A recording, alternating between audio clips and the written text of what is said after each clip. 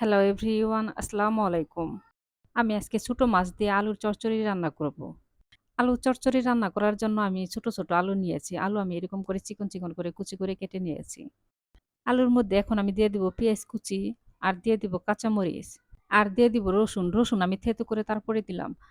এখন আমি দিয়ে দিব স্বাদ মতো লবণ, আর দিয়ে দিব 1/2 চামচ হলুদের গুঁড়া, 1 চামচ ধনিয়ার গুঁড়া, আর দিয়ে দিব 1 চামচ শুকনা মরিচের গুঁড়া। ছোট মাছের চচ্চড়ির মধ্যে একটু ঝাল, ঝাল হলেই খেতে বেশি ভালো লাগে। আর আপনারা যে যেমন ঝাল পছন্দ করেন সেই অনুযায়ী মরিচের গুঁড়া কমিয়ে বাড়িয়ে দিয়ে দিবেন।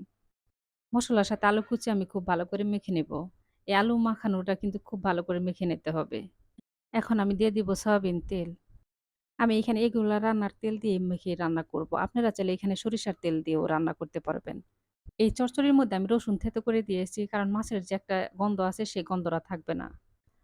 আপনারা চাইলে আদা রসুন ২ টাই বাটা দিতে পারেন। এই আইকন মাছ যখন কিনা নিয়ে আসে তখন এই মাছ তাজা ছিল। আর তাজা মাছের মধ্যে আদা রসুন বাটা না দিলেও কিন্তু দেখবেন যে মাছের যে একটা স্বাদ, সেই স্বাদটা কিন্তু পাওয়া যায়।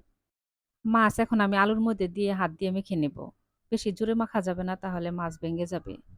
মাছ মসলার সাথে মেখে দিলে সবথেকে বেশি ভালো হয়। কারণ মাছের মধ্যে সব মসলাগুলা খুব ভালোভাবে যায়। এখন আমি দিয়ে দিব সামান্য একটু পানি।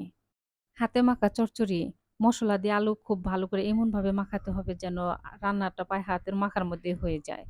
এরকম করে কিন্তু মেখে নিতে হবে। হাতে মাখানো যত ভালো হবে চচ্চড়ি কিন্তু ঠিক ততটাই বেশি ভালো হবে। ঢাকনাটা ডেকে এখন আমি চচ্চড়ি রান্না করে নিব। এভাবে ছোট মাছের চচ্চড়ি রান্না করলে কিন্তু ভীষণ মজা লাগে। আর এখন তো রোজার দিন, সারাদিন রোজা থেকে ইফতারের সময় যারা ভাত পছন্দ করেন তারা এরকম করে ছোট মাছের চচ্চড়ি দিয়ে খেতে পারেন। গরম, গরম ভাত আর ছোট মাছের চচ্চড়ি ভীষণ ভালো লাগতে পারে। কিন্তু আমার কাছে তো ভীষণ ভালো লাগে। আমি এখন উপরে দিয়ে দিব ধনিয়ার পাতা। চচ্চড়ির মধ্যে অবশ্যই শেষে একটু ধনিয়া পাতা দিবেন, তাহলে দেখবেন যে স্বাদ দ্বিগুণ হবে।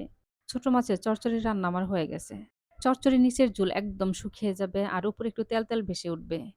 তখনই চচ্চড়িটা নামিয়ে ফেলতে হবে। সবাই ভালো থাকবেন। আল্লাহ হাফেজ।